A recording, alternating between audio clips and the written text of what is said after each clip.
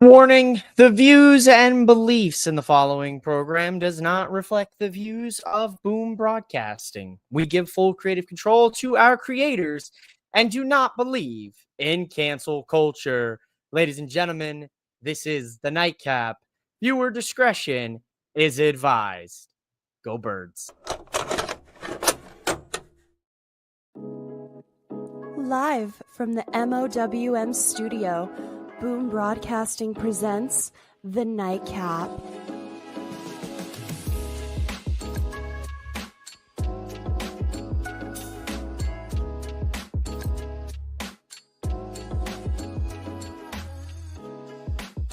And your host of The Nightcap, mouthing off with Mike. Ladies and gentlemen, welcome back to the Nightcap here, hosted by yours truly. I am the Mike that likes to mouth off. I am mouthing off with Mike. And we are live here tonight for another edition of the Raw Nightcap. And of course, tonight Raw is in your reigning, defending Super Bowl champion city, the Philadelphia Eagles. Go Birds. Go WWE. We're live here, and I got Mr. Iguana on the TV. Welcome in to another edition of a weird mixed edition of a half live, half recap version of the Nightcap here. We got Rick already in the building. All right. Yes, sir. Rick's in his house.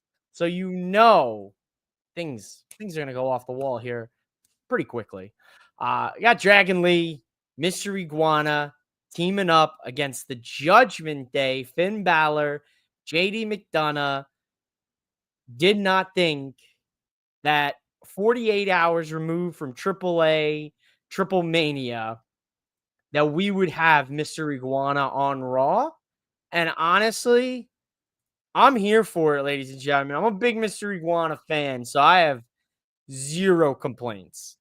So far, the first hour of Raw has been kind of stale, to be honest. It's kind of like it's honestly like, day old bread, to be honest. We started Raw with the same shit we've been starting it for the last 3 weeks with Division and big time yapping. So a boring opening segment of Raw, basically kind of a copy paste. Love Mr. Iguana. Come on, Finn. Have some decorum. Man's got 80 abs, but zero decorum. Ridiculous. How you gonna do that to Mr. Iguana, our precious Iguana man? Disappointment. Disappointing. Just stomping out. Poor Mr. Iguana's trying to get out of here. He can't get. He's crawling. He's got nowhere to crawl.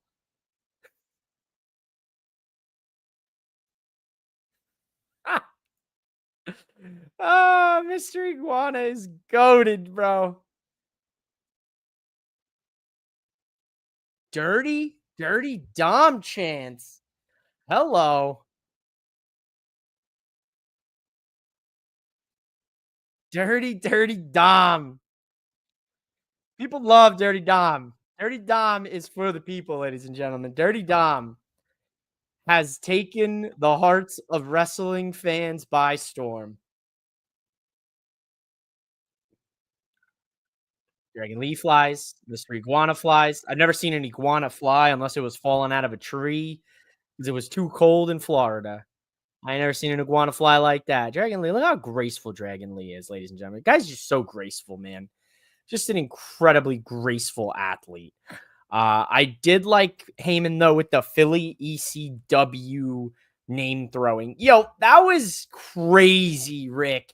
This man wished for the death of Tommy Dreamer in the same breath. He absolutely insane.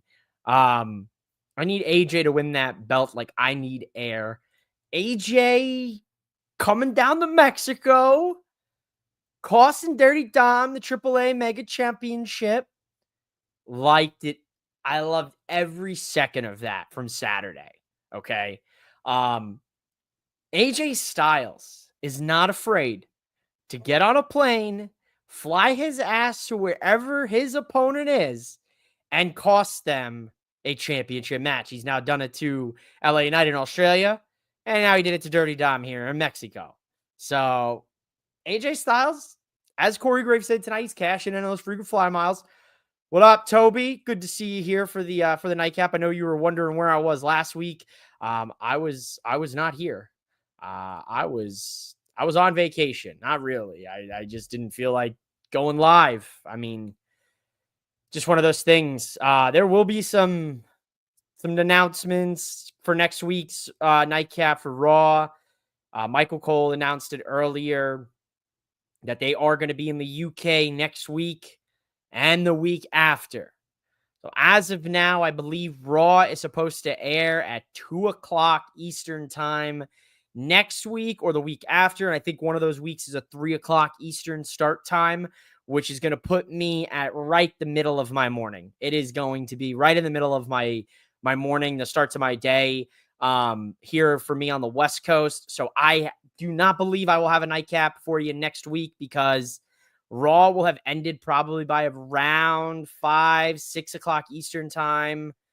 And for me, that's about 2 to 3 o'clock Pacific Standard Time. So I don't think I'll run a nightcap next Monday, but I might have one Friday, depending upon how everything goes. Or I may honestly just take the big L next week with the time changes for Raw and SmackDown being pre-taped for being in Ireland and the following week after being in France. So I may just have to take the L on those. We may not have a nightcap after this Friday's nightcap. It all kind of depends on how things shake out. But I did want to at least update everybody here tonight since I was going to be live tonight for tonight's Raw. I don't know. I will already guarantee next Monday there probably won't be a nightcap.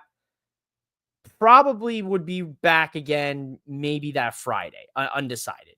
Time zones are making it tough to watch. Yeah, time zones are not necessarily making it tough to watch for me, but more so making it complicated because I am 3 hours behind all of you. So right now for you guys, it's 9:16 Eastern Standard Time. For me, it's only 6:16, being on the West Coast, which is nice for me because the shows are over early, bop, bop, bop. But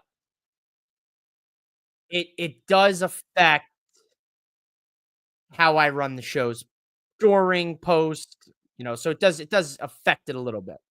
At least the first is Labor Day. Okay, all right. So in 2 weeks, okay, that's true. Yeah, at least the first is a Labor Day. So there might be a mid-afternoon delight next in 2 weeks. So we may have a nice afternoon nightcap, afternoon delight, maybe we'll call it. I don't know. I don't know. I had an epic cross rant lined up all last week. I'm sorry to let you down, Toby. I would have loved to have seen the and heard the cross rant. You're more than welcome to unleash it for us here on this episode of the nightcap. Uh, but we got Mr. Iguana clearing house here with Layeska. I love him. I love him. Last night at or Saturday night at Triple Mania, Finn Balor pulled out the Demonita, a little puppet of the demon of his character. Oh, look at this man. Yeah, now we can put Mr. Iguana and Dragon Lee as a tag team every week. I have no problems with this.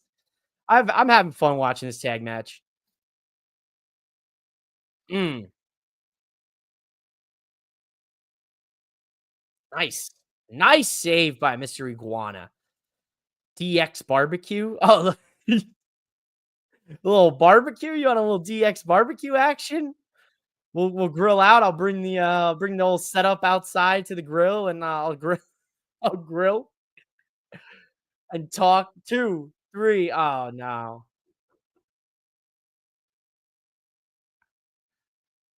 I thought Michael Cole was going to stop at that. But he just said he needs to get his dictionary out. I thought he was about to just stop. Wow! Look at that bruise on Balor's. Damn! Look at the bruising on Balor's pec. Look at his left pec right here, ribs, upper pec area. He's just got a nasty bruise on it. Dirty Dom. Dirty Dom getting involved. Oh my god. Oh, that's paint. That's iguana paint. That's not a bruise. That's Mr. Iguana paint.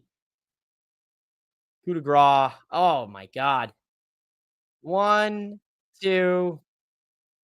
Judgment Day win. Damn. Damn.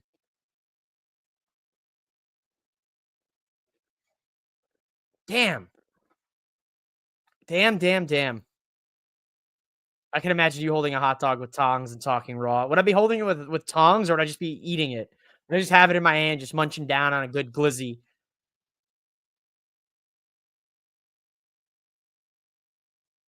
Yeah, what are we doing? Don't you dare. You sons of bitches. You bastards. Beating up poor Mr. Iguana after the match. And Layeska. This is bullshit.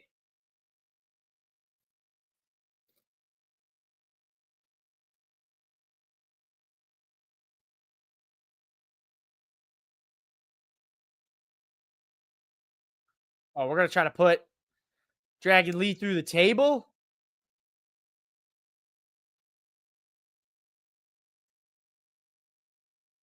I doubt it. Oh, it's Vikingo!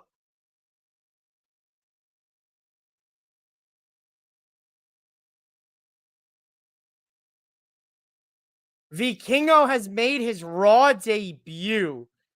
Holy shit.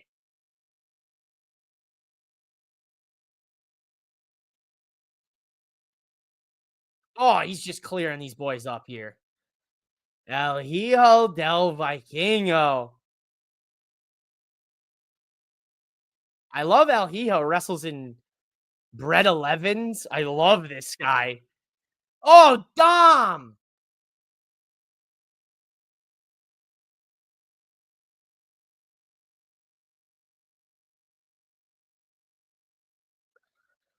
Holy shit. Holy shit.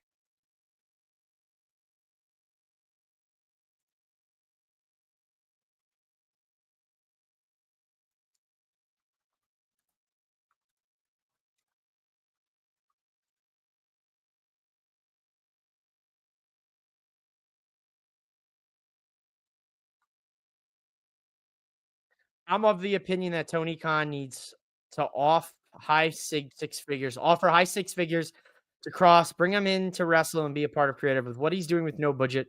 What could he do with that roster? Good point, Toby. Honestly, I'd be interested. I mean, I was reading into it online. There is I guess the best way to describe it is some bad blood between Cross, mainly Scarlett, and Don Callis from their time in Impact and TNA. I don't know how true that is. I know that there is on record that they do have issues. Um, I know the Ariel Helwani interview yielded that Tony Khan has not yet reached out to Cross for any sort of signing or coming over as a member of the elite roster. I honestly don't know what to think. Wow, it has been a week since I have been live and discussed wrestling with everyone. The Cross thing is weird for me because I am a big fan of Karrier Cross. I have a signed photo literally right here off camera when I met him a few years ago. I've told this story many a times over the last couple weeks prior to the contract not being renewed. It's a tough thing for me because look, at this point, clearly WWE doesn't value him, right? And he values himself. I don't know if he values himself appropriately or accurately enough because it seems that he just wants to be in WWE. And even though he has been in contact with other companies, it does make it difficult for me to sit here and be like, well, the guy just wants to be in WWE. So, why doesn't WWE want him? You know what I mean? Like, there's like people. that are in the company now that you can maybe talk and find out that they don't want to be there. And then there's people in the company that like that want to be there, right? Cross is clear and has been very vocal that he wants to be there. Does WWE really want him? That's what it comes down to. And it seems from the contract handling that they don't see value in him, which is hard to believe because he is very creatively fluid.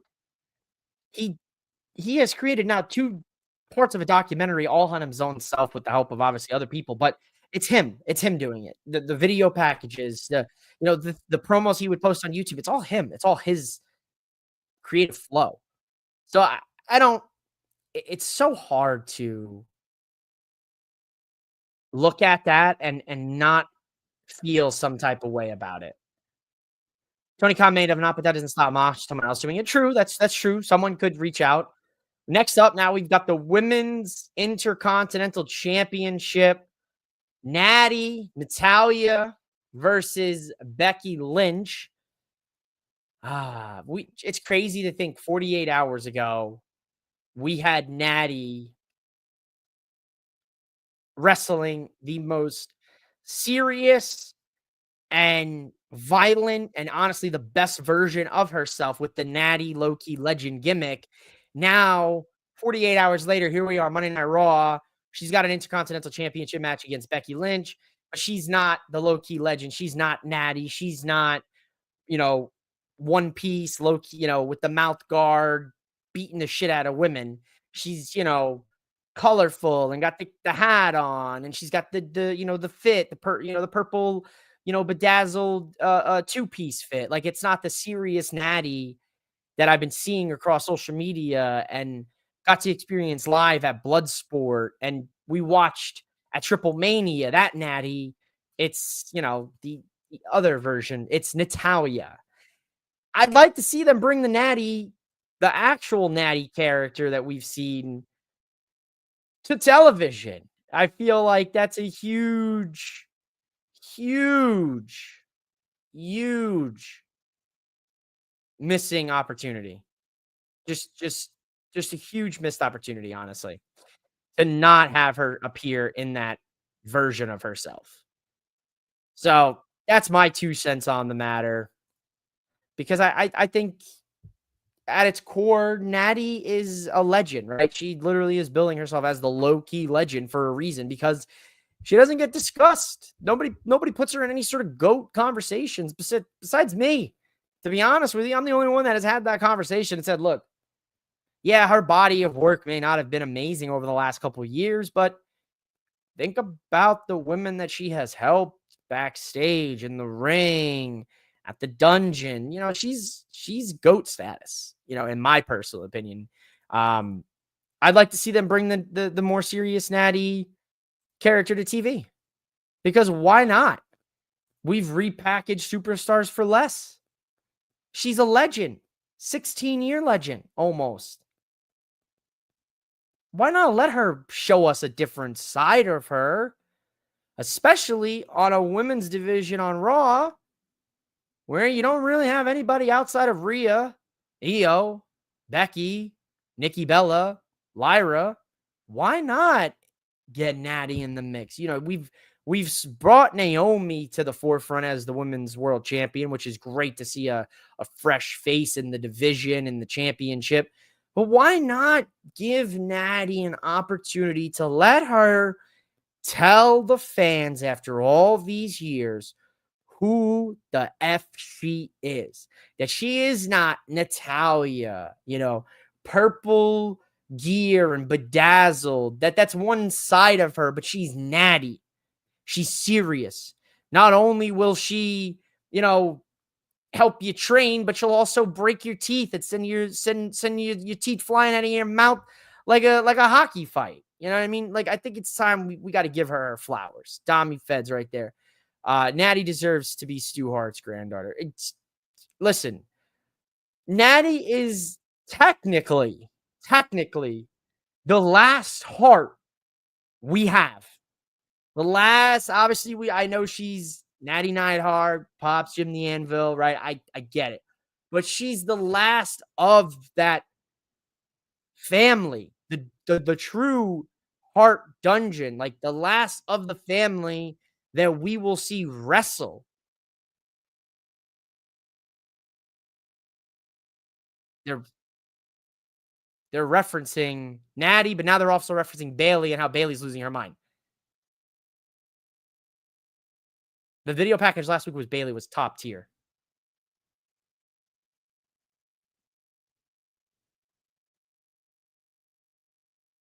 Split. Split. They're doing they're doing kind of what they did for Bo, where Bo and Howdy were talking to one another, but now Bailey's talking to herself.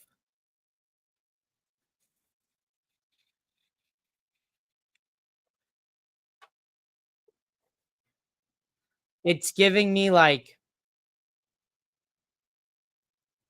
mental health, right? Mental health, like the fear and the self-doubt and the self-hate talk that you do to yourself, when you overthink, like that's what it's giving me here.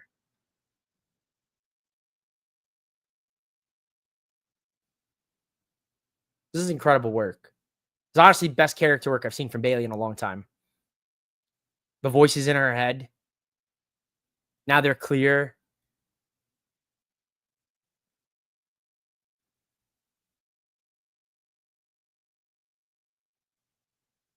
She doesn't know what she needs, and then she says, "How about a hug?" That's great.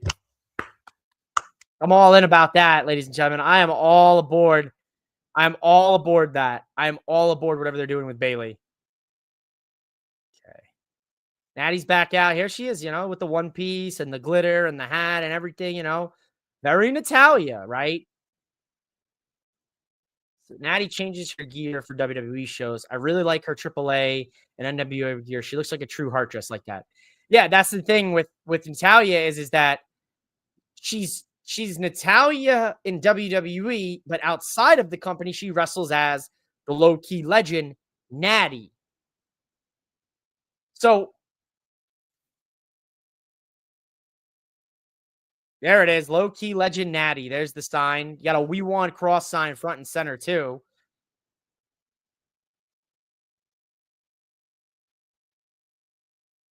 This is, I believe, Natty's first match for a singles title in over 5 years. I believe that this is her first match for a singles title in over 5 years. Maxine's giving like Scooby-Doo. Like Maxine looks like a character like should be in Scooby-Doo. Pants are dope. Those pants are sick. Very cool pants.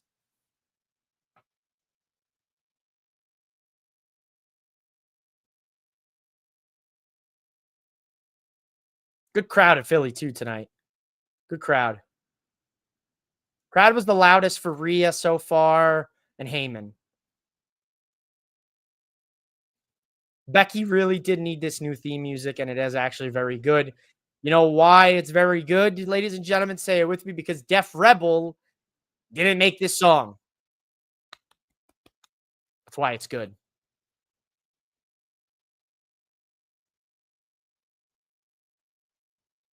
Go Birds.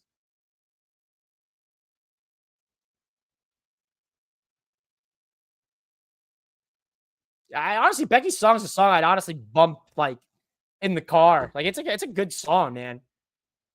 I'm calling it. Natty's gonna snap. Yeah, I think you're right, Toby. I think tonight might be where WWE finally decides to capitalize on this and have Natty snap.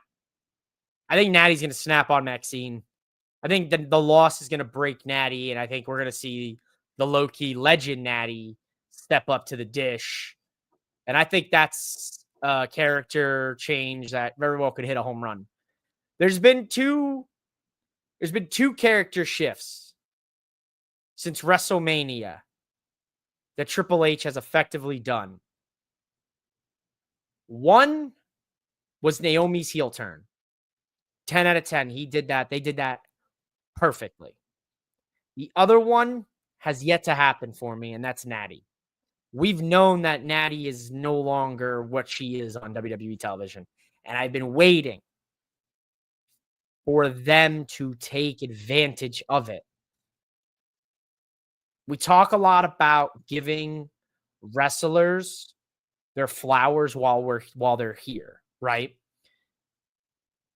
Give her her flowers while she's here. She's only in her 40s. That's prime for a wrestler. That's their prime. When you look at the men's division, you see a guy who's 40 years old like Cody Rhodes, and you're like, yeah, he's in his prime right now. He's got 10 more, he's got his prime, 10 years of prime coming up. Same for Natty. Unless Natty wants to decide to have kids and things like that. And, obviously that's a different ball game. And that's not the conversation I'm getting into. But at its core, Natty's only in her 40s. So to be honest with you, Natty going another 10 makes sense. She's 43. I think you got, let's call it, we got 6 or 7 more years till she's 50, right? Let's just say she goes till she's 50. You got 7 more years in Natty, and she's been consistent. She hasn't fought for a title in fucking 8 years, Michael Cole just said. So I was wrong. 5 years was way under. 8 years, she hasn't fought for a damn title.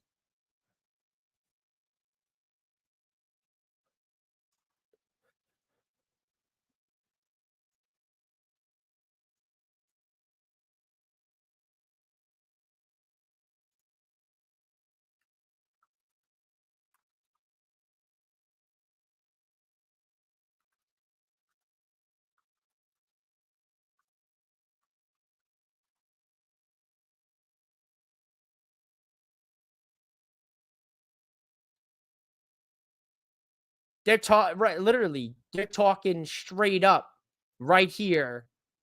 Corey Graves and Michael Cole talking about how, look, she's put herself to the back for years to help the future of the company.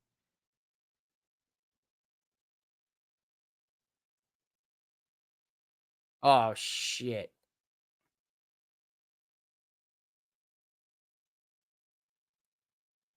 Oh, we go right to commercial. That's not great. Natty gets posted into the post, and her shoulder, she's reaching out the shoulder. So that's not great, folks. Don't like to see that after I'm speaking all this. I thought she was younger than me. No, she's 43 years old. It's poor booking on WWE for Natty. 8 years is too long. Listen, look, I'm not going to sit here and I'm not going to say that Natty is the most charismatic, promo in the business. She's not. She's not. We identify and we acknowledge that. But there are far worse people on the mic, character-wise, that have held titles in the women's division and in the men's division the last 8 years. Probably shouldn't have held their titles. Natty, a woman who gives everything. This woman has dedicated her entire life. Let's not even talk about her. And when I say entire life, I mean her entire life. The 43 years of living that she has done on this earth, in this realm, has been dedicated to professional wrestling because of her family tree and her lineage, right? Her pops. She has been in the industry, call it 33 years. Let's just say she's 10 years old when she first was brought backstage, and probably younger than that, right? So if you really look at it from a total picture, take that picture, expand it, zoom out. Natty has literally been in wrestling, professional wrestling, her entire existence, from the minute she was born to where she's at now. And the fact that 8 years she hasn't held a title, she hasn't fought for a championship besides this right here on Raw, is a crime against wrestling. That is, in my personal opinion, that's a crime. Vince, Triple H, they should all be locked up for that. That's a crime. There are so many missed feuds and rivalries we could have gotten over these 8 years. What are you going to buckle them up in the last, let's call it 7 years of Natty's career? That's terrible. Malpractice. They keep her around for the Hart name, which is sad. 100%.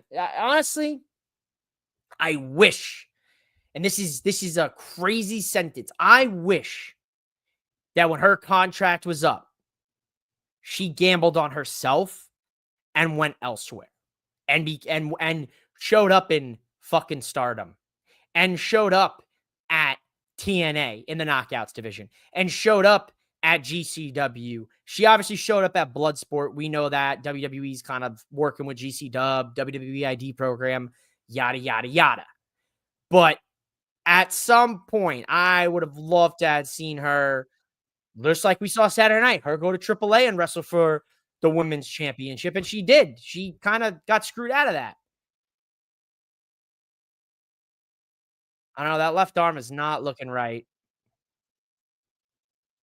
All right, so she's selling it. They're trying to sell us the fact that her arm is hurt. That Becky hurt the arm.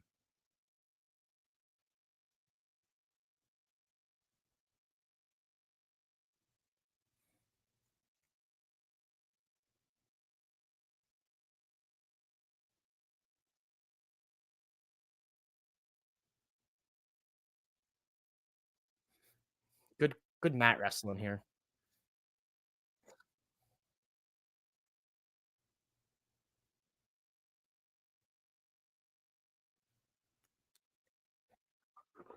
Come on, man. Why do I have a funny feeling that Natty or Maxine or Tozawa is gonna throw in the towel and Natty's gonna fucking snap on both of them? Beautiful.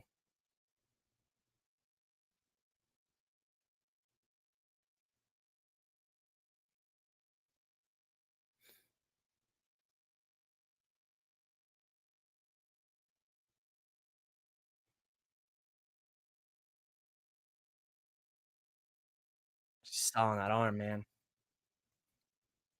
Got me feeling some shoulder pain here. She's selling that arm so well. There's classic Natty. Boom. And then kicker. Boom. Thank you. She's not gonna be able to lock in the sharpshooter because of the arm, right? Yeah, yeah, knew it.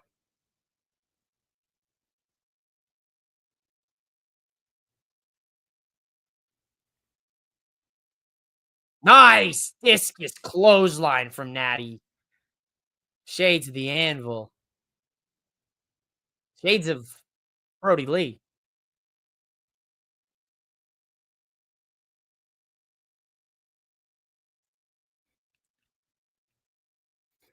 And he brought that clothesline from the depths of hell. I always want to see Natalie and Sarah Del Rey back in the day. Ah, Sarah Del Rey. Oh my god, what a name. What a name I forgot about. Holy hell. Oh, geez. Maxine just gets kicked right out of her shoes. Like perfectly, too. Like she got kicked right out of her shoes. Now poor Tozawa just got kicked in the face. Natty. Ooh.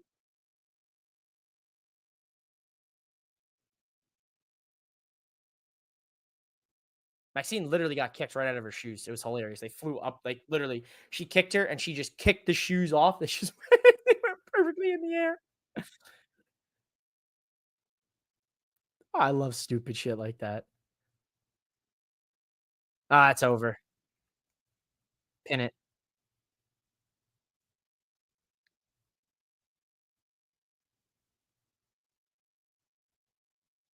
She's tap. She's got a tap. She's got a tap, man. Shout out to the guy dressed like IRS in the first row, man. Good underrated cosplay. Come on, yeah, get her, Maxine. Poor Maxine's about to get rocked here. Oh yeah, she's gonna beat the shit out of Maxine now.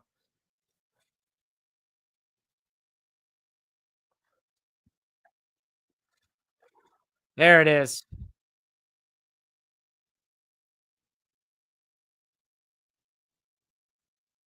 You can look, but you can't touch. Hey, Nikki Bella in the Eagles gear too. Go Birds. Notable Eagle fan, Nikki Bella. Love to see it. Go Birds. Go Birds. Go Birds. Go Birds. Go Bella. Go Bella. Oh God. Don't get beat up, Nikki, in the Eagles outfit, please. There it is. Rack attack.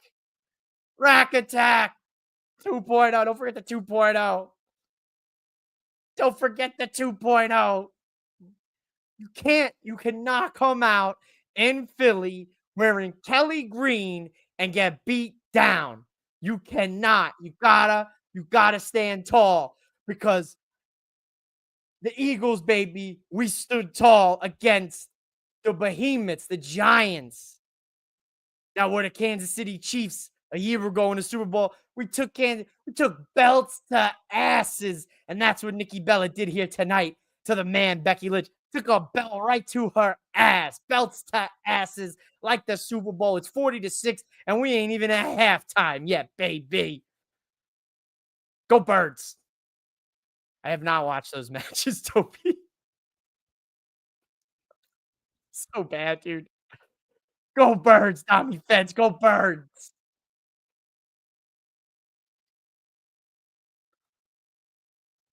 Speaking of Go Birds, we've got the new owner of Patty's Pub, Sheamus.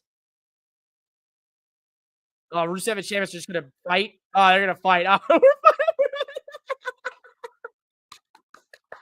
let's go.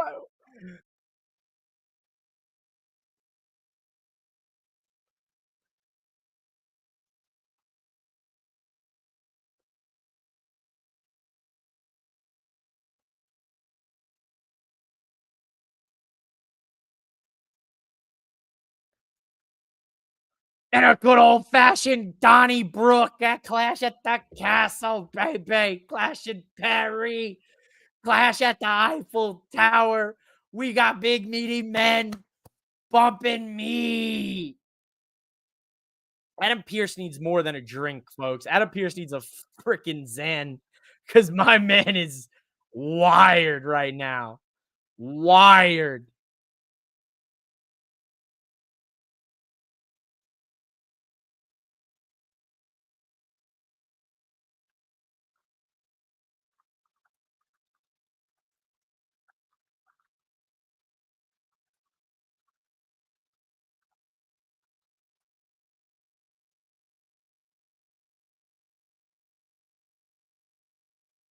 It's going to be a running joke. It's going to be a running joke. Yes, it really is going to be at this point, bro. I'm sorry.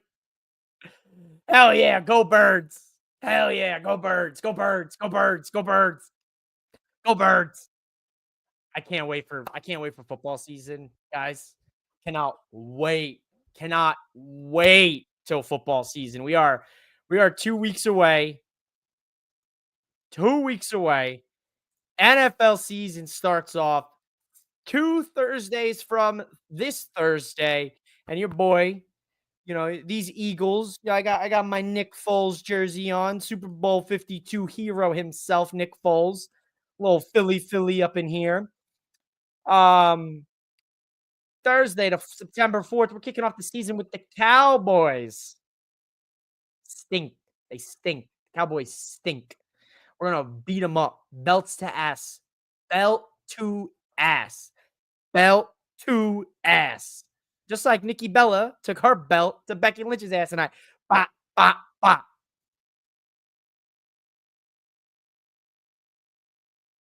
The Cowgirls. Hey, listen, I'll be real, Sean. That's an insult to poor cowgirls everywhere. Because the cowgirls, that you find yourself a real cowgirl. She's a lot stronger than Dak Prescott and the Cowboys. How you doing? Put that one in your pipe and smoke it, I guess. You're gonna cancel me. That's fine. I don't care. Cancel the nightcap. What are you gonna do? Cancel the nightcap? That's fine. Cancel the nightcap. Can't cancel the nightcap. It's impossible. The nightcap will always live.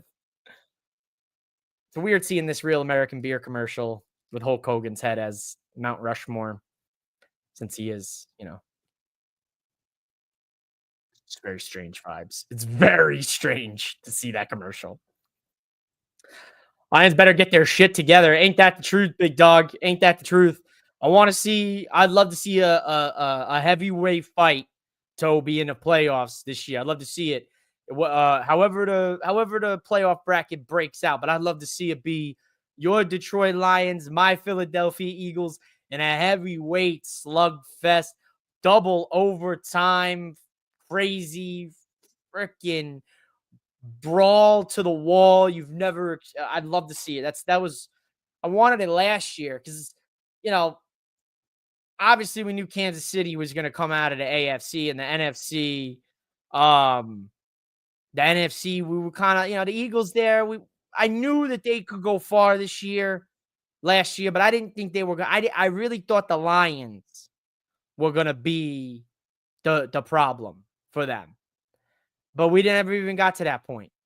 So the only thing that brings this state together is football. I mean, listen, University of Michigan, Michigan State, Detroit. I think hockey ties you guys together. You guys love the Red Wings. Whoa, AFC is anyone's ball games. Nah, it really is, man. The AFC this year really is anyone's ball game. At least from what I'm looking at right now. I don't think Kansas City got the juice no more. I think after last year, how the Eagles literally dissected them and just put their foot on their throats and just didn't give up until they were done. They were knocked out. Makes you believe that teams saw that and they were in the lab during the Super Bowl writing out the game plan on how to combat the Chiefs. But that's the thing with a guy like Andy Reid. Andy Reid is one of the best head coaches because he's one of the best when it comes to making adjustments on the fly. Sucks that it took for him leaving Philly to become that guy, but you can never count that team out. Even if Kansas City started 0-4 this year, can't count them out. That's a team you just don't wanna sleep on. But I think it's anybody's game this year. I really do.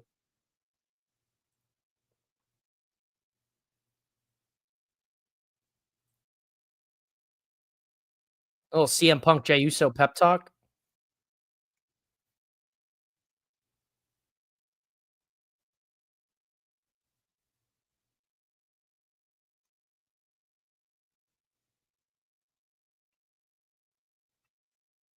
Oh, shit.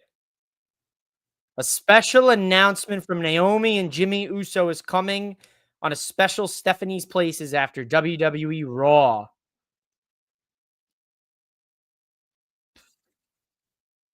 You guys, I think I know what's going on here.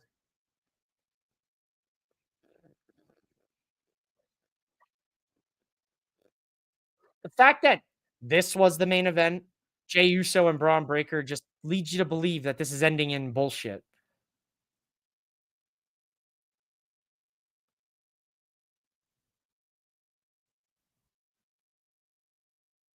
Yep, she's probably dropping that title tonight.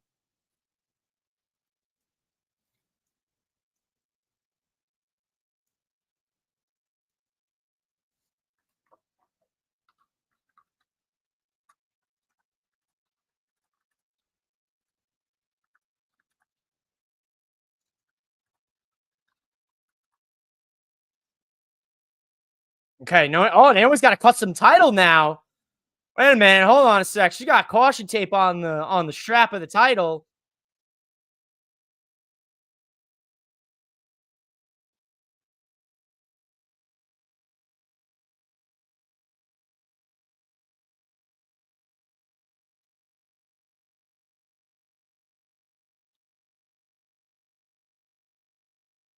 Oh, she's crying.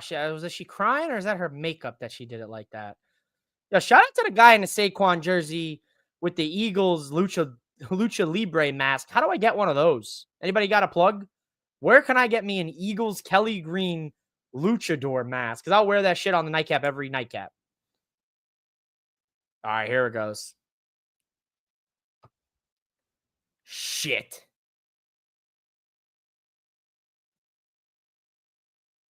Uh-oh. She's gonna cry.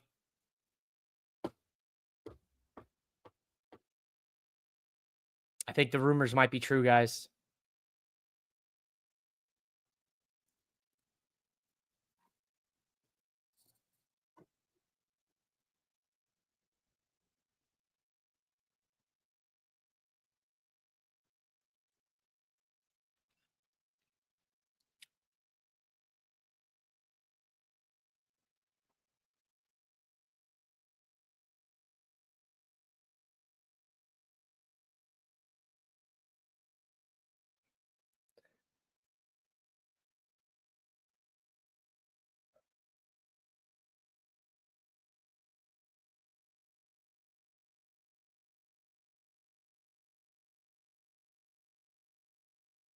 Oh, well, there it is.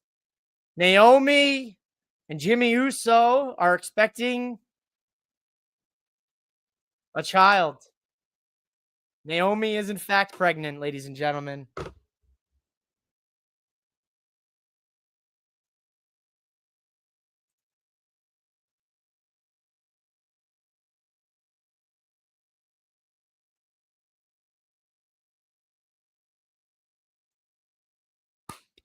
Congratulations, Naomi. Big congratulations to Naomi and Jimmy Uso on expecting their first kid together. That's beautiful, man. That is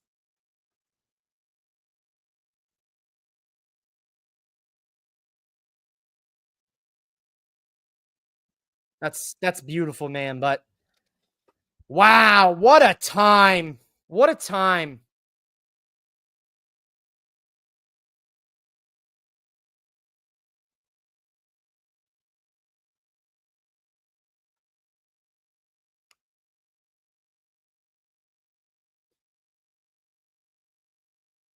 Oh!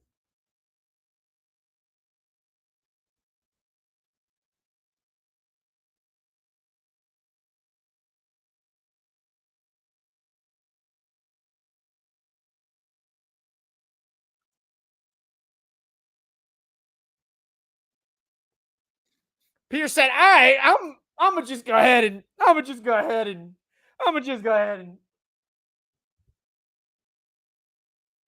goodbye."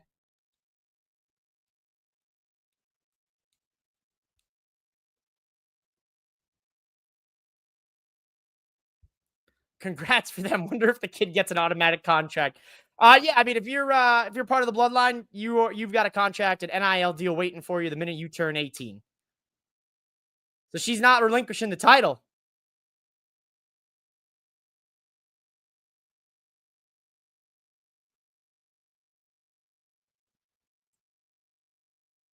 Big Jim.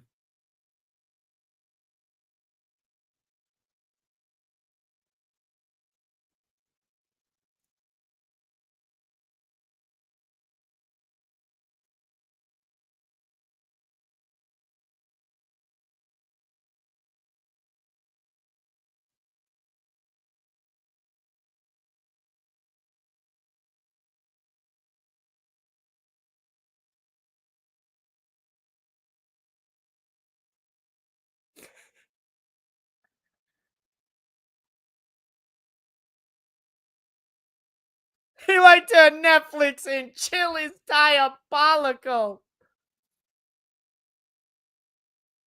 Yo,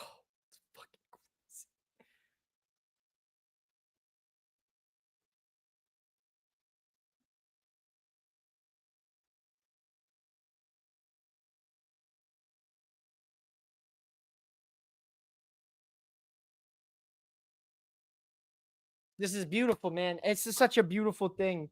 But man, oh man, what a that's what they say, right?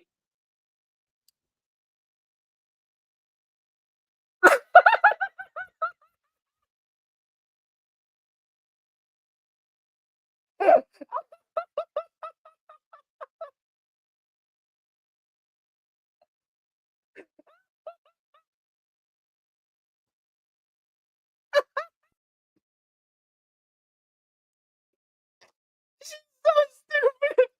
I guess the bloodline continues. Fucking dumb. Love it.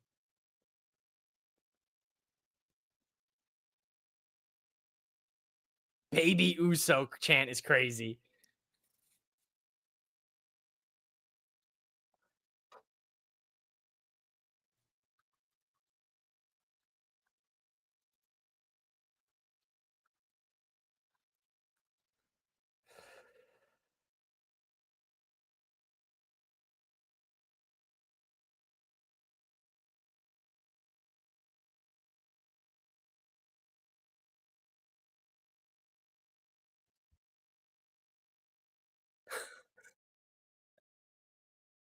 This woman is fucking unhinged.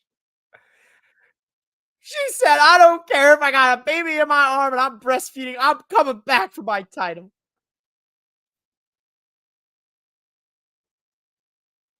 To proceed with caution.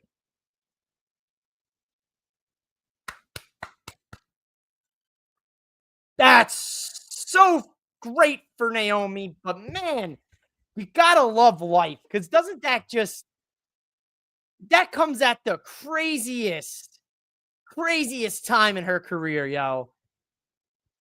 She just won the world title at Evolution in May, defended it at SummerSlam. So at some point between SummerSlam and now, she found out she was pregnant.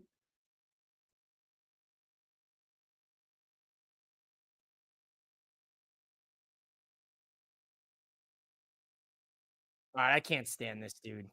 Get him, pack his ass out of here. Get his ass out of here. Sitting behind commentary. So over that dude with his shirt with all the signatures on it.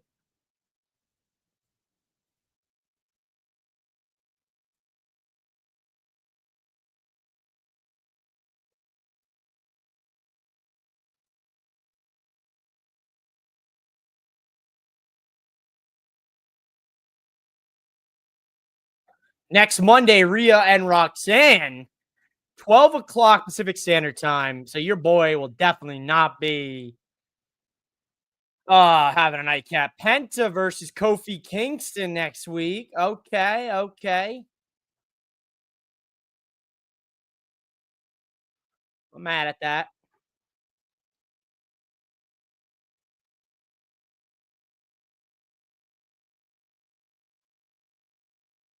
Well, SmackDown's in Dublin this Friday. Think about going to GCW next month. Hell yeah, do it. Do it. You got the card? You card announced yet, or you know who's appearing? Because I'd go.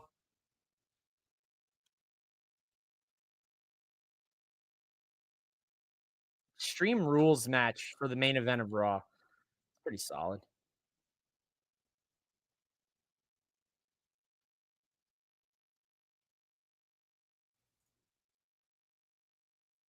Wow. Wow. What a very emotional 20 or so minutes there of Monday Night Raw. So Naomi's pregnant. Naomi and Big Jimmy Uso are having a kid. Naomi's relinquished the title. I don't know how I feel about that. It's kind of a, I mean, obviously you don't plan for these things, they just happen, but man, that's such a crazy timing thing. Like the timing on that is insane. She wins the title Evolution, she cashes in the briefcase successfully, she defends that SummerSlam successfully. Then at that point, on from that point till now, she's discovers that she's pregnant. That's such a wild, what a wild turn of events. I mean, obviously it's not her fault, but man, that's such a crazy timing thing because it's like this is the first time Naomi in what probably about 8 years maybe held singles gold too. I think she's on the same. Her and Natty were very similar with the years since their last titles. So it was like finally she gets this title. I'm literally talking earlier about how this was the best version of Naomi that we've ever had. Like that was the best character shift that we've seen this far, this point in 2025 before WrestleMania, since thereafter. And then like now, obviously we know, she's pregnant. She's going to be out for 9+ months. That's 9+ months, starting now till 9 months from now, we're talking almost, we're talking like what, May, June of next year, maybe we'll see Naomi again. So we're talking 2026, summer of 2026. Next time we'll probably see Naomi wrestling. So there's gonna be a lot of champions from now until then. So I think it's a blessing for Naomi because obviously she's having a child and that's incredible. They get to continue the family. It also kind of helps out for the women's division because now we can maybe make some arguments for women to get some additional opportunities in the division. My guess is Stephanie still wins in Paris against whoever she takes on, which is probably going to be Io. I'm going to assume we're going to do Io versus Steph in Paris for the vacated women's championship. Stephanie probably wins, holds the title till past maybe WrestleMania, maybe even past WrestleMania. But I think Stephanie is next in line, absolutely. Jimmy wasn't ready. These ladies celebrate title wins with a different kind of wrestling. That's a crazy sentence, Rick. Megan Bain versus Shotzi right now for that GCW show. That's worth the price of admission right there, brother. I'm going. I missed Megan Bain out here for GCW show the last time. I also missed Shotzi out here. There was another woman who was here and I missed her too. It was a good match, but neither here nor there. But I'd go for Megan Bain versus Shotzi. I'd pay good money to see that one. I mean, maybe you don't have to pay. Maybe you're going to see it on Wednesday nights pretty soon.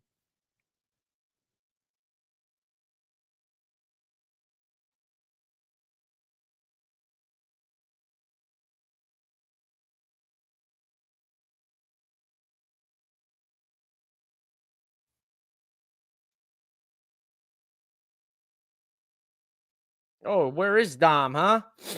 What are you doing, Dom? Oh, El Grande Americano.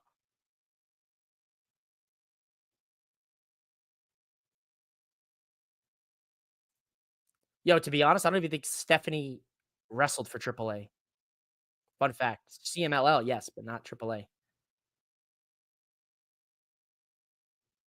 What's going on here? What's Finn got to go talk to? Uh-oh. Uh-oh. Finn looks a little confused here.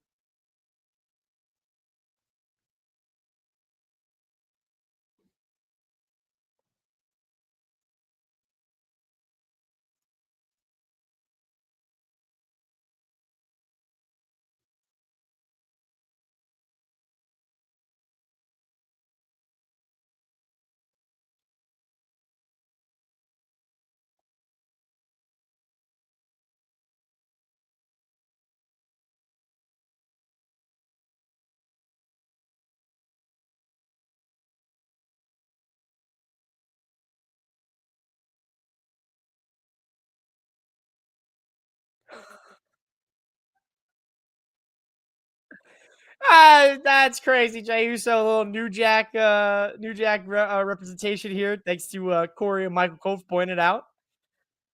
I was like, wait, why is Big J rocking a little bit of a different fit tonight? Yeah, not New Jack vibes. All right, I like it. He's gonna stab a guy with a fork in a forehead or something.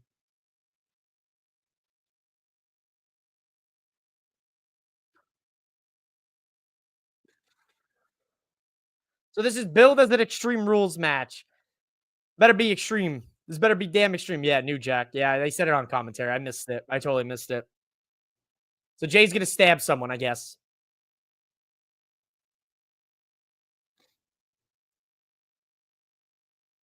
Dude, if I was in the crowd here in Philly, I'd be fucking pissed. Tonight's Raw has been lackluster. We're doing a rematch of a match I've seen how many times happen already? Jay and Braun Breaker. This is another, like, the opening and ending of Raw this week, last week, the week before that, and I'm pretty sure the week before that has been opening with the Vision, talking, closing with the Vision in a match of some variety. Tag match, solo match, this, that match. It's been the same. It's been the beginning and the ending of Raw have been the same. The middle has been different.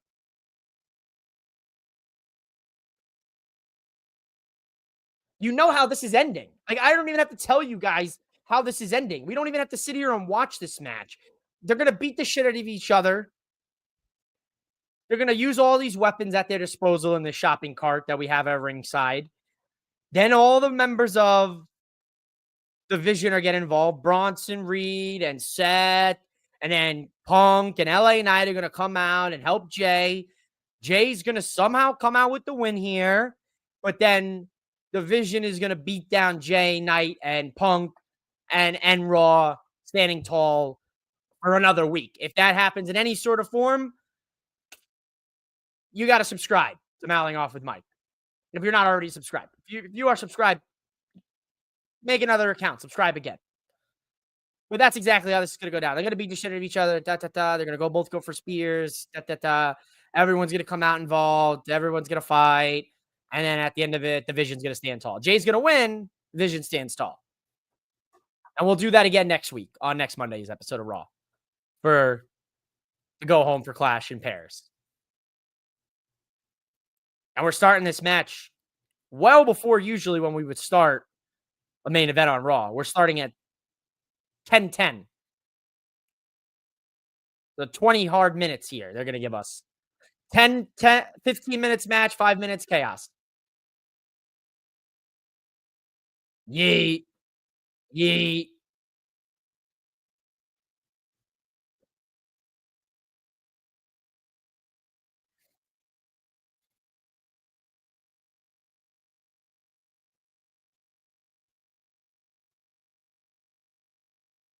So then what are we going to do next week on Raw? Bronson Reed versus LA Knight in a cage fight. How come when Braun punches, we don't bark? Oh, what?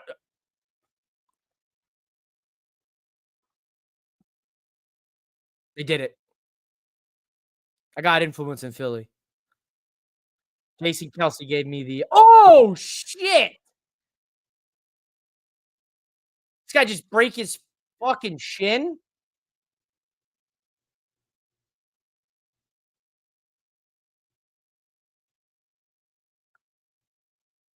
How the hell did they not realize that?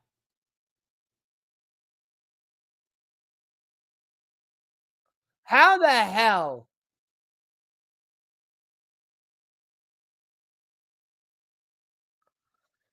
How the hell did they not realize where they were in the ring? How the fuck do you not realize where you're at and where the shopping cart is at? That is so ridiculous, dude. Yeah, nah, he's definitely hurt. Nah, he's definitely hurt in some capacity. But Jay's just gonna keep going with it. He's getting the Slim Jim table.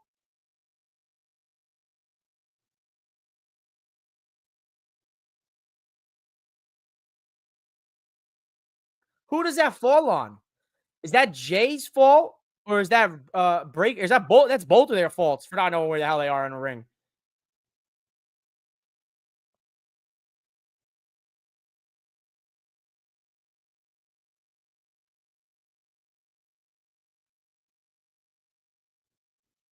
Oh yeah, he's hurt.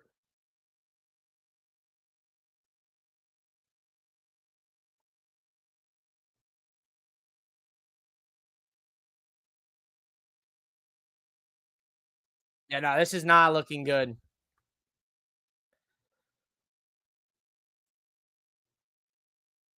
Yeah, you know, Dami, you've been a regular on the Nightcap for almost a year now, if not a full year of the existence of the show. How many times have I said the move that worried me the most for Braun was his diving clothesline elbow to the announce table when he lands on both of his knees right on the hood of the table? That move makes me cringe legitimately because no human should bend that way. That move is not what in fact hurts him tonight. It is the fact that him and Jay somehow don't have the right placement in the ring, and he gets clothesline over the rope right into a fucking shopping cart of weapons. That's what might have hurt him.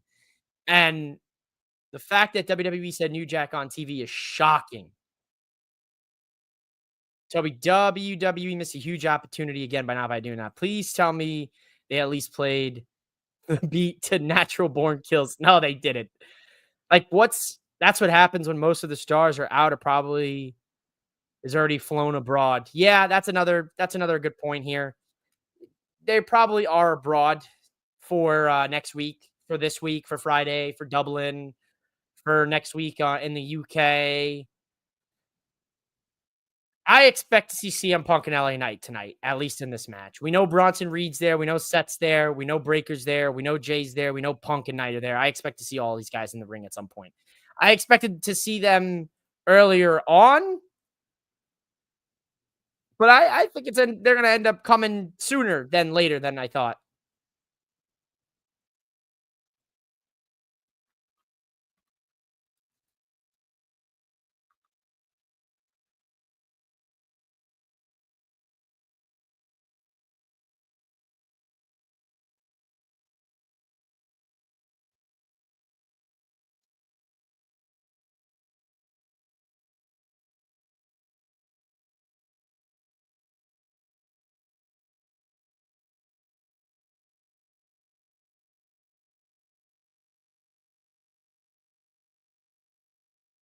God damn. Maybe they should have taken Joe Burrow out of that game earlier. Oh my god.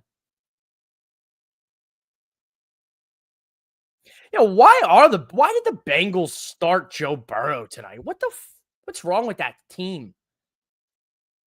Unrelated to wrestling, what I'm just seeing catching the highlights of Washington and Cincinnati, and they kept Burrow in that game way too long. Same with Jaden Daniels. Why do these teams insist on risking their franchise?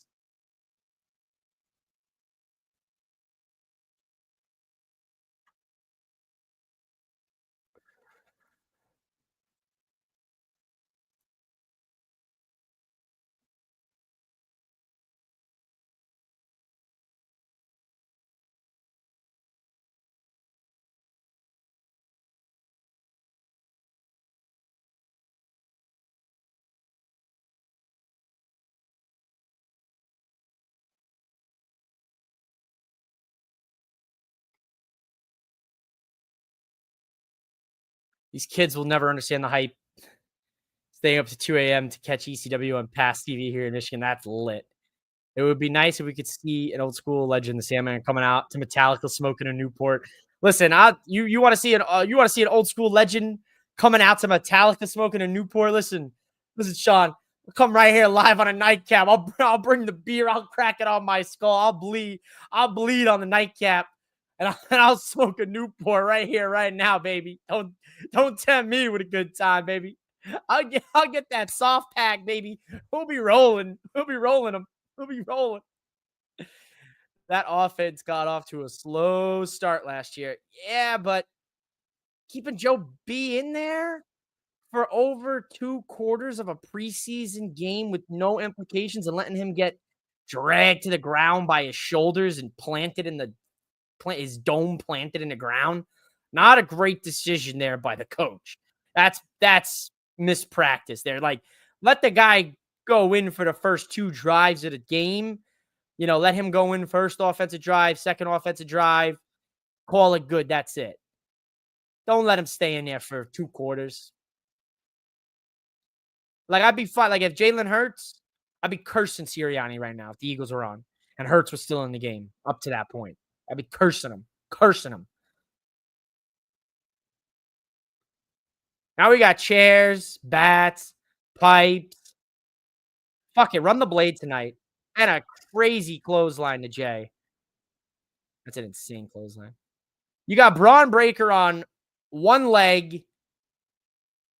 The guy's incredible, dude. He's incredible. Or at least Steve Carino, because he works there. Fact, Steve does work there in NXT.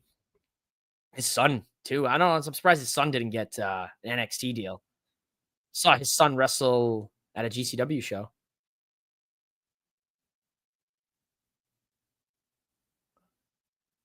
Extreme Rules match, and Paul doesn't have his Bell South 360 1990 cell phone.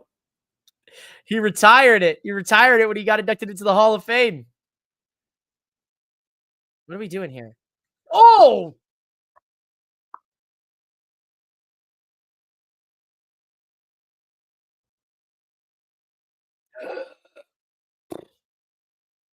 God damn! Oh! Dude, Jey Uso might not even make it to freaking Paris.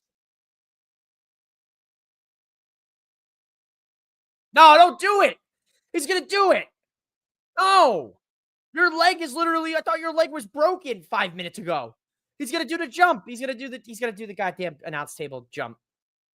Oh, but he's gonna do it with a trash can. Fantastic. Great. Oh my god. Braun Breaker's trying to die tonight. He just did the jump from the apron to the announce table, landing on both of his knees, hitting Jay with the trash can. This guy's an absolute fucking. I hate when he does that. Dude, I know it sounds insane and I sound like an armchair coach, but I get scared every time he does that move because a human's knees are not supposed to take that bend and impact.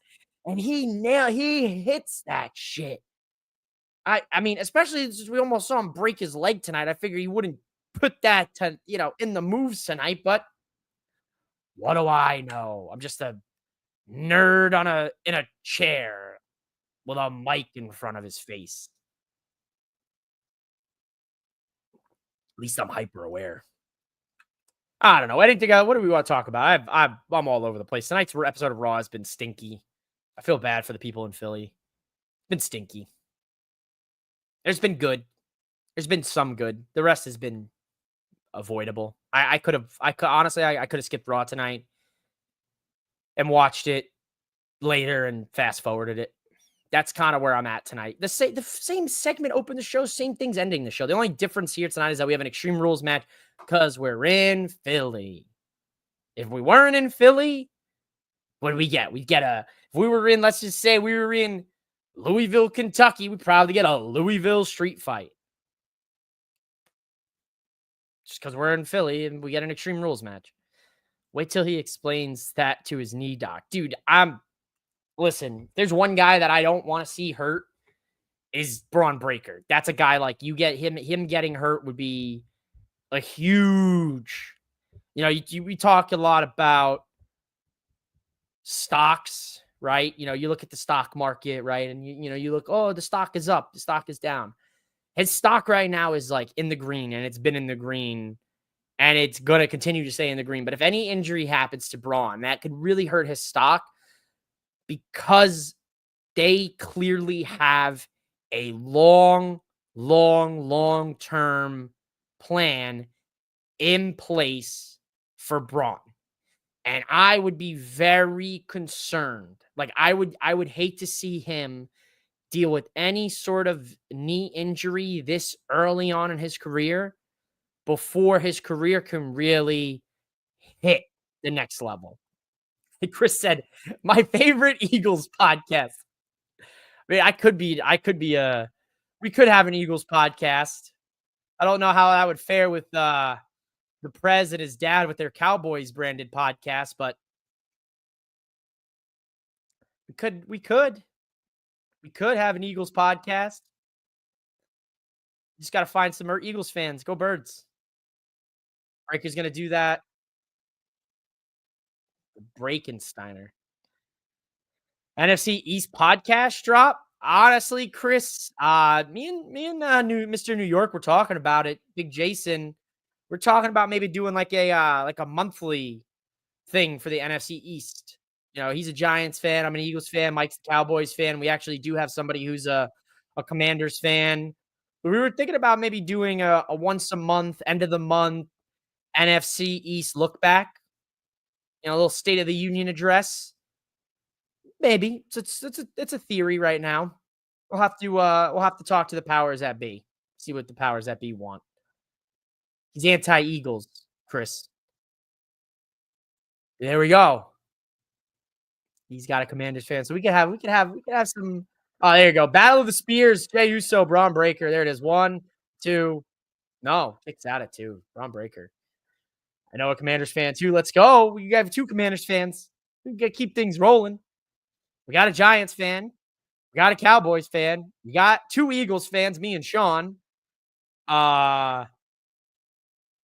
got Commanders fans. The We All Lost to the Lions podcast. Except us. Go Birds. Good question here. Another spear. All right. If Cross is really gone, how are stars supposed to get over organically? I'm gonna let this one air for a bit because this is a good comment. So shout out to you, Guitar Crow. Oh my God, he ripped the ref's shoe off and threw it back at him, Bronson Reed, you son of a bitch. This is a good question. How do they get over organically? I guess they don't. I guess it's all about who WWE wants to get over. Well, this is what we expected. So somebody play LA Knight. Yeah.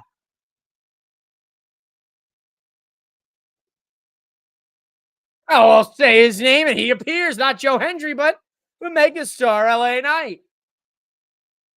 Let's go ahead and put one of these.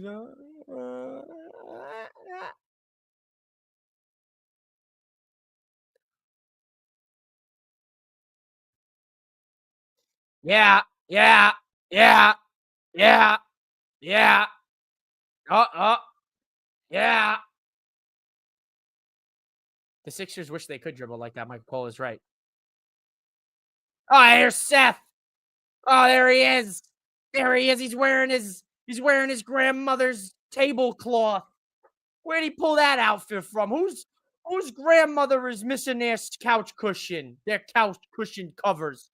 Whose grandmother is missing their couch right now? Because Seth took your couches.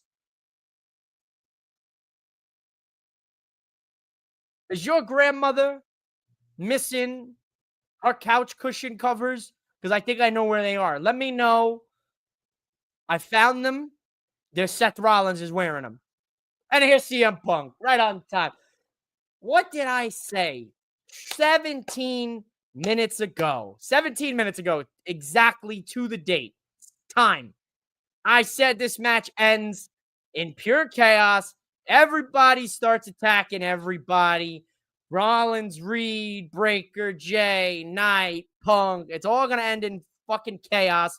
And somehow Jey Uso is going to stand tall, but the Vision will stand tall at the end of this.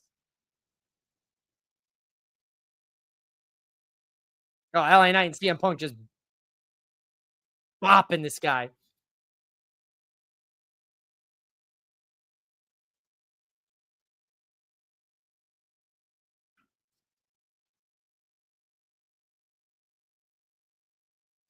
What's going to happen?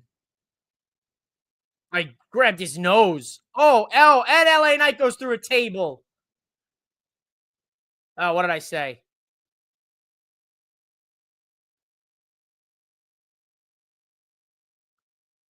Love CM Punk.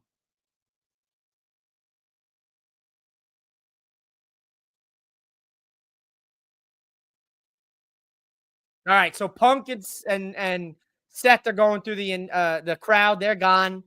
The PEMDAS, Punk, Seth canceled out. PEMDAS, parentheses exponent, multiplication, division, addition, subtraction. We just subtracted Seth and Punk from the equation. Bronson Reed and LA Knight have been subtracted from the equation.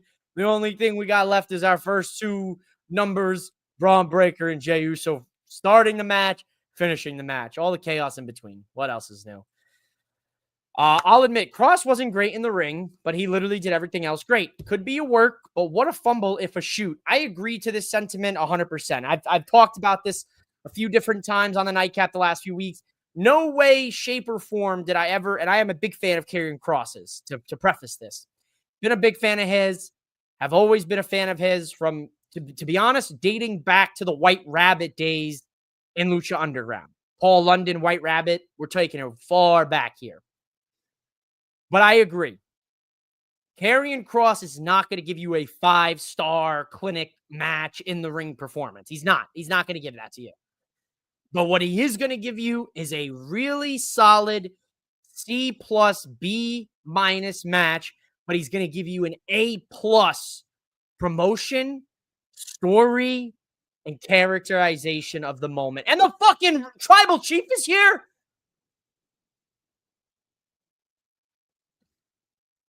He's working. The guy decided to show up to fucking work.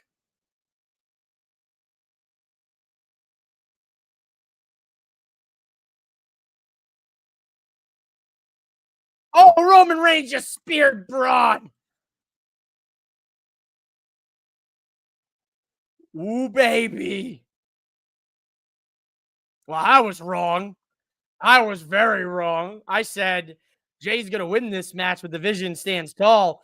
Jay's going to win this match, but Roman Reigns and Jey Uso are standing tall.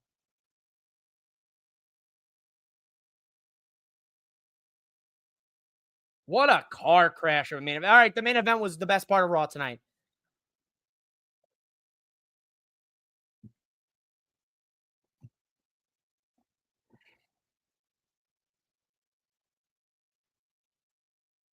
Wow. Great main event. Highlight of the night. Shocked to see Roman Reigns working tonight. Can't even lie.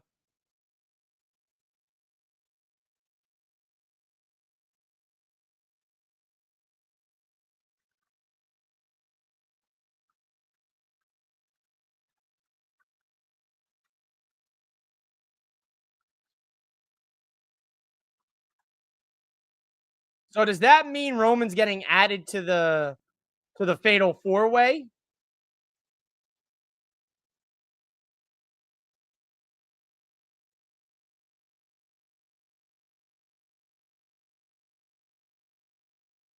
Oh, see me in Paris.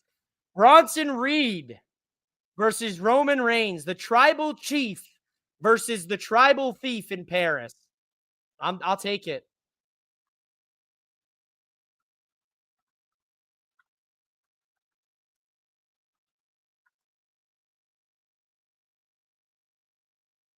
Yeah. Yeah, I like that. I like that. I like that. Roman Reigns, Bronson Reed, tribal thief versus tribal chief. Perry, baby. 1 week from Sunday, baby. Let's get it. I'm here for that. I'm all aboard that train. I'm all aboard the tribal chief thief match happening here. I'm with it. I'm with it here, folks. I'm with it. Let's take a look here. We're gonna talk a little bit about some other things here before we wrap up the nightcap here tonight on Boom Broadcasting. I can take these headphones off now. I can actually hear myself think.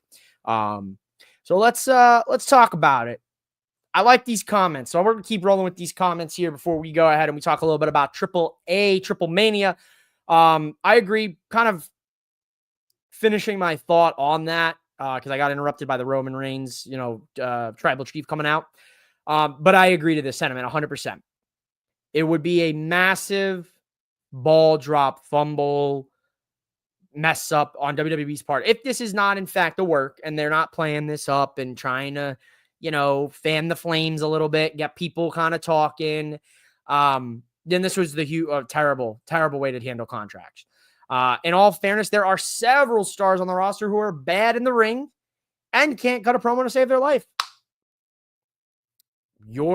From your comments, from your fingertips to the man upstairs' ears. Because that is the truth. It is 100% the truth. There are stars in the WWE that are not great in the ring, and they are not great on the mic. Where a guy like Karrion Kross, he has the entertainment factor. And I don't understand how WWE still does not want to recognize that. It's to the point where we know, like, I don't have to, beat it, beat the bush here, but it's getting to the point where it's like WWE ignored it. So at this point, personally, Kross has came out many times that has said, I want to be in WWE. I want to be a WWE superstar. I want to retire a WWE wrestler. I want to be in the company. He said it many times. But it comes to the point where it's like, you can say that all you want, but if the company really does not see value in you, then they're not gonna sign you.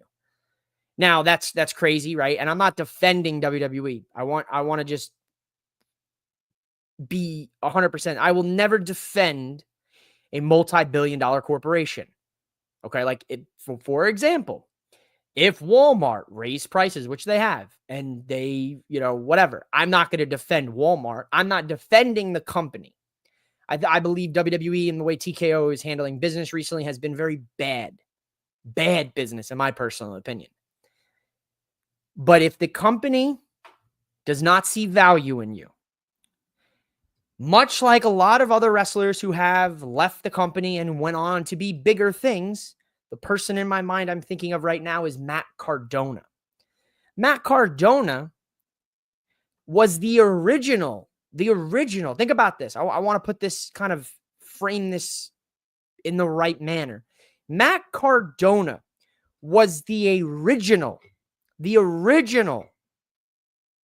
internet wrestling champion.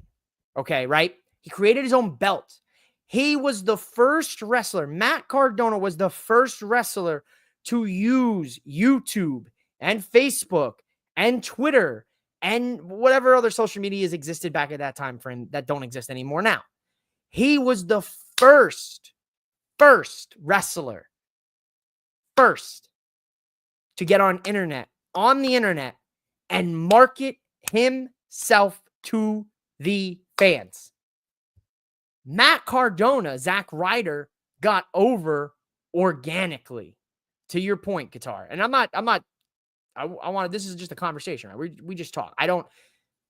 You'll come to learn if this is your first time coming on my stream and hanging out with me while I watch wrestling and talk wrestling. You'll know that I appreciate and promote and want to have everyone share their opinions and their perspective from their eyes, right? So I agree to everything you're saying. But a guy like Cardona, if they didn't see value at him when wrestling was slowly becoming into an internet thing and they let him walk, Cross needs to recognize that he is not being valued by this multi-billion-dollar corporation, even though his merch is selling top of the list. The fans are chanting for him. They're bringing signs. They're starting hashtag movements on social media. The fact that they can't see the value in that, they should not be able to capitalize on that value. If I give you $100 and I say, I want you to take this $100 and I want you to make me $1,000, and you come back to me, you give me back my 100 plus the 1,000, and plus you say, well, I actually made an extra $1,000. So I actually made 2 on your 100. I'm going to see you as a guy that brings me value, and I'm going to hire you and re-sign you to work for me. Because I gave you $100, you came back to me with $2,000. That's a huge return on my investment on my profit side. The same principle applies here. If he's a top merch seller, if he's a top crowd chanting, like the crowd is chanting him top of their lungs, if he's a guy that they're going on social media and making hashtag movements for, they don't see value in those things, they don't think he can make them money, then they should not be able to capitalize on him. And I say this respectfully, me personally, if I just had a nasty breakup with my girlfriend, okay, so what this is basically, right? I'm going to put this in simplest terms for you. He just broke up with his girlfriend, his longtime toxic girlfriend of 3 years. They broke up. They split. They did not split amicably. It's split. It's a nasty breakup. You know, they're arguing over who's getting the dog and who's getting the bed and that kind of shit. It's a nasty breakup. I would not want to go back to my toxic ex. I would want to go see what's out there for me. I would want to see if I can be the wrestler, the character, the person I want to be, and I would use this all as fuel to my fire to take what WWE does not see and throw that in their face. That's how I see. That's what I see, right? I see if you're not valued with them, fine. That's it. It sucks that you won't be with them anymore. But guess what? There are 1, 2, 3, 4, 5, 6, 7 different wrestling promotions across the US and across the country and across the world. Go to any of them. Go to all of them. Follow the Matt Cardona School of Independent Wrestling and go make yourself, and corny as hell as it sounds, undeniable. From undesirable to undeniable, the Cody Rhodes story, do the same thing. Do the same thing. cut Cross, but keep Zelina, Tozawa, Otis, the War Raiders, LWO, Pete Dunne, Theory, Ivy, Candice LeRae, Priest, Santos, Michin, JC Mateo, Omos, Ali, Black. SmackDown is in desperate need of talent. Okay, so I'm not. So I want to make it clear. Just because we didn't keep Cross, I'm not going to advocate to cut others. Now, Zelina Vega, former U.S. champion. Yes, she is not an incredible wrestler, but she is pretty good on the mic. She has been putting up some good work. And I think Zelina is a case of someone who should go hang out in NXT for a bit. Tozawa, Otis. Tozawa is one of the most underrated wrestlers that WWE has. They just don't let him show it because he's a comedy act. Otis, same thing. Another guy who he's pretty good in the ring. They just don't let him show it. And he's funny, right? So there's your comedy acts. The War Raiders are decorated tag team veterans in the game, former Ring of Honor champions, former WWE champions, 2-time over. I think that is an incorrect assessment. Same with the LWO. I think the LWO is fine. I think they're starting now with the AAA story and everything with the merger and the buyout and all that other bullshit. I think they're starting to utilize more of the talent that we are not seeing, like Otis and Omos. We saw Omos in AAA. He got a crazy reaction. That face-off with him and Microman from Saturday Night's Triple Mania has over 120 million fucking hits across social media. You have to admit, Omos is a spectacle. You're not getting a guy like that ever again. You're never going to find a guy like that. It's going to take another 10 years to find a guy that's built like Omos. Keep him. Priest is fine. Damian Priest says, I have no problem. Santos, I feel like Santos, they screwed Santos up. Michin, I like Michin personally. JC Mateo, poor name, but he can wrestle. Jeff Cobb can wrestle. Ali was one that irritated me big time. Aleister Black coming back is great. He's looked good. But I understand what you're saying. We get rid of Cross, but we still have other people that we kept and we're still toying with. For me personally, Guitar, if you want to get crazy, they cut Karrion Kross, but Nikita Lyons is still employed by NXT. They cut Gigi Dolan, Cora Jade. Who else in NXT? Let's talk. You want to talk about NXT cuts? You want to talk about people getting to keep their job that shouldn't have, that other people should have? Gigi Dolan, Cora Jade were cut before Nikita Lyons, Shayna Baszler, Indy Hartwell. Oh, a lot more names there come out where we could say, look, before we start cutting those people you named, we got to look at NXT and really take a fine-tooth comb and be like, how is this person still employed? This person's not.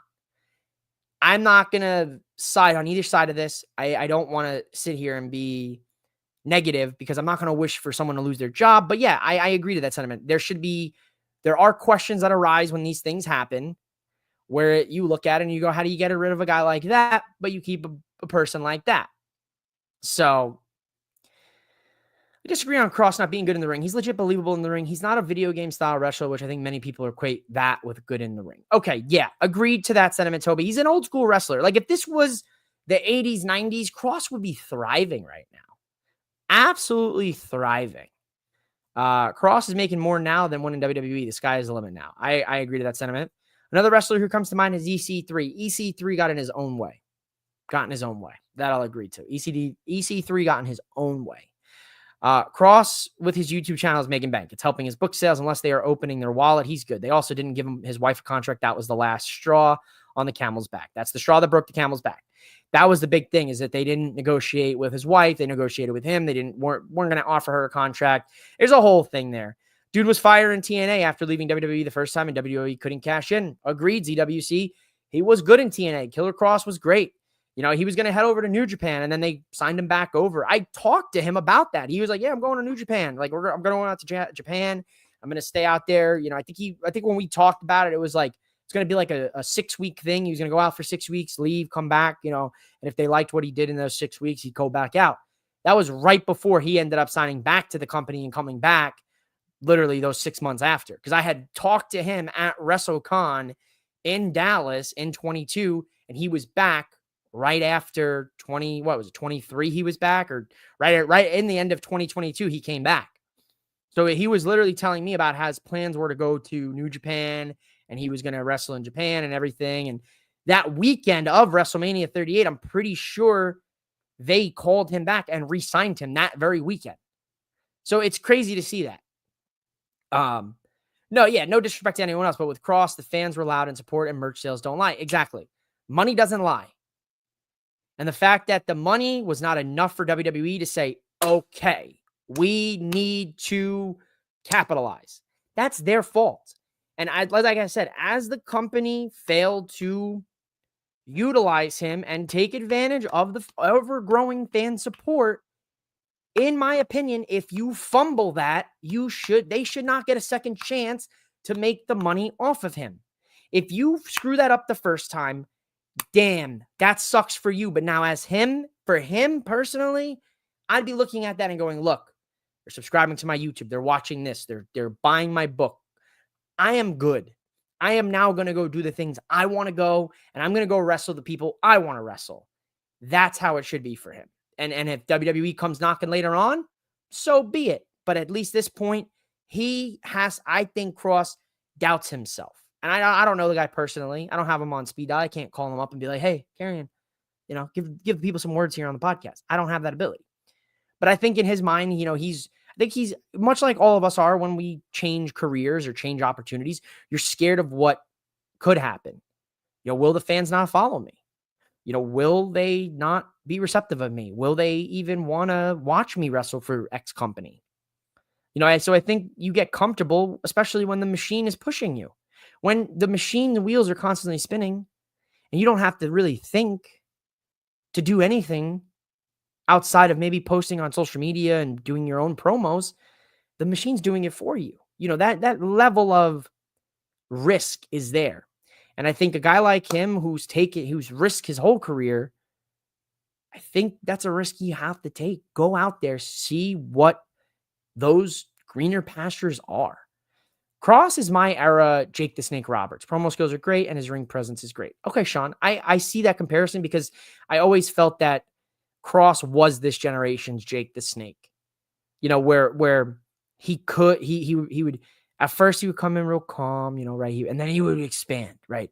And that was the big thing. Like, that was why Jake was so successful in that era, was because all those guys were larger than life, yelling in your face, and Jake would bring you down. And he would talk, and he would capitalize on every word, and he would make you hang on every word he said. And he would look at you, and he would look you in the eyes when he would tell those promos and tell how he was going to break down his opponents. And that Jake the Snake till this day is one of my guys. I love Jake the Snake. I'll go back and watch just about anything Jake the Snake did, because the guy had a terrible life growing up. He had dealt with shit in his real life, throughout his life. He dealt with addiction. He dealt with all the nonsense, right? Jake the Snake's a guy that I wish would have been a WWE champion. And I remember watching The Dark Side of the Ring and everything that broke down, but chapter 4 of the book is a good read. I haven't gotten the book yet. I'm going to have to take out the book, but I agree to that. I like that comp, Sean. Jake the Snake. It's a good comp.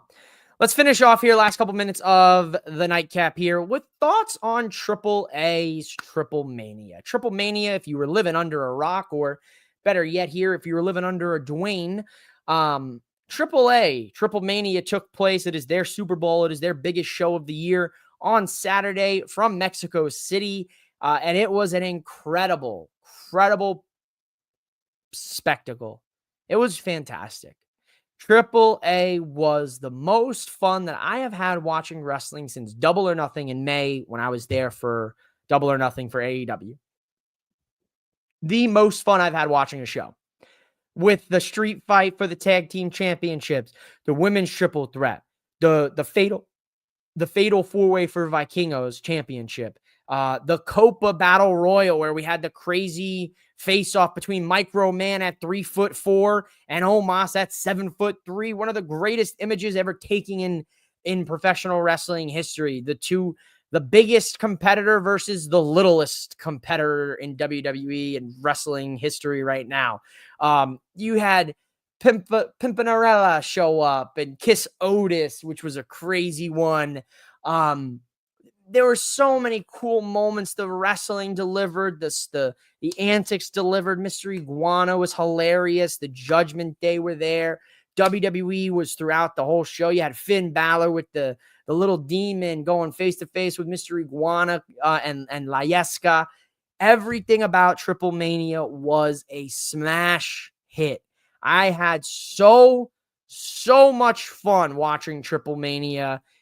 If you haven't seen it yet, go watch it. It's available on YouTube. I think there are over 4 million views across social media for the airing of Triple Mania from Saturday night as of now.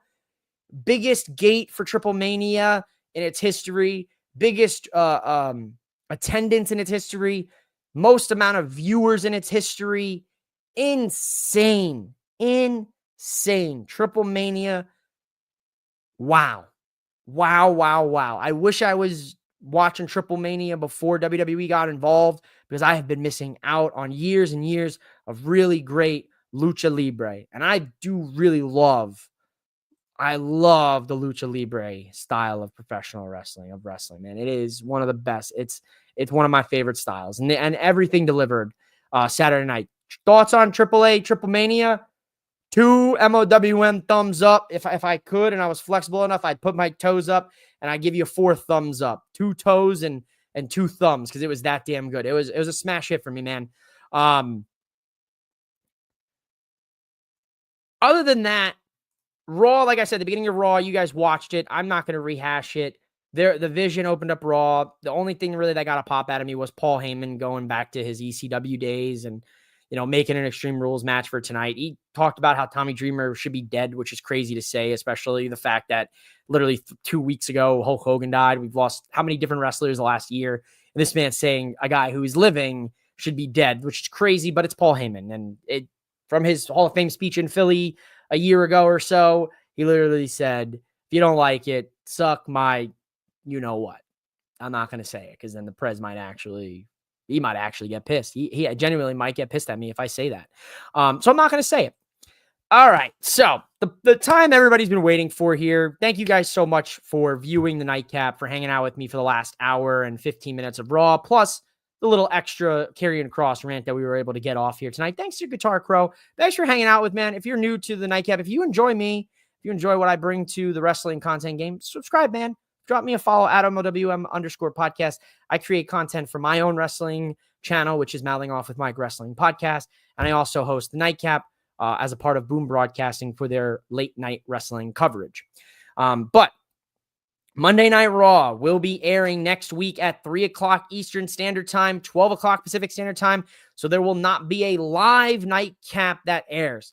There is a possibility, depending upon how I feel, that I may run the Nightcap after in the normal Raw time slot. 8 o'clock Eastern Time or 9 o'clock Eastern Time, 9 o'clock Eastern Time. I'd run a 45-minute expedited Nightcap covering what we watched on Raw earlier that afternoon. As of now, I'm slating to not do a Nightcap next Monday because of that time difference.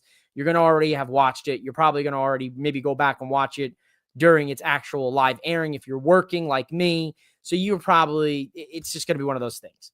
I will be live this Friday for SmackDown. And as I have addressed previously, the Raw Nightcaps going forward will air at 9:15 Eastern Standard Time and run till the end of Raw, plus after the end of Raw if we have a yap sesh like I have tonight. SmackDown Nightcaps will air immediately following the conclusion of Friday Night SmackDown. So due to my work schedule, I am off at 9 o'clock Eastern Standard Time. When I am off, the Nightcap will go live when SmackDown ends at 10 o'clock Eastern Standard Time. A couple minutes after, just get me ready, prepared, But that's how we'll be running the Nightcaps. As of for this weekend, it has been undecided yet what kind of content I will be dropping. We have Forbidden Door on Sunday. We have Heat Wave for NXT on Sunday as well. There's 2 shows. The last time we had 2 shows running simultaneous, I did a live stream. I watched along with you, considering doing that. It's a Sunday. We're going to have to see. If not, if I don't do a live show, I will potentially be doing a Nightcap after on Sunday. All of this information and whatever I decide will be on my social media at MOWM_podcast. Now, I will drop predictions for Forbidden Door and Heat Wave. They will be social media predictions. They will be short form content. So it won't be it won't be a longer in-depth look at each match like I like to do. It'll be quick picks. So I'll give you my picks. So they'll basically, don't call them predictions, call them my picks. Forbidden Door picks, Heatwave picks. We'll drop YouTube, TikTok, Twitter, Instagram, social media, every social media. It's right here. This is the social media at MOWM_podcast. So there you have it. So we'll have predictions this week come out prior to Sunday's shows. Follow me at MOWM_podcast across social media so you know when I'll be dropping. I update everybody on Twitter. Probably the worst place to do updates, but I'll get better at it. So, and then we'll probably do a Nightcap Friday. No Raw Nightcap next Monday. Probably we'll do one Friday, and then we'll have Clash in Paris, and then a Nightcap the following week. So just follow to me at MOWM_podcast, and you'll get all the updates you're looking for. But be on the lookout for my predictions for Forbidden Door and Heatwave, or I should call them my picks. Mike's pick 'em. But that's it for me, guys. I'm out. I'm tapped out. I got nothing else to say. I really appreciate all of you guys for hanging out with me tonight on a Monday night. Have a great rest of your week. I won't be talking NXT or AEW this week, but I'll be back for SmackDown. Follow me at MOWM_podcast. Make sure you guys subscribe to Mouthing Off with Mike Wrestling Podcast and Boom Broadcasting so you guys can stay in the loop with all the hip hop. Peace.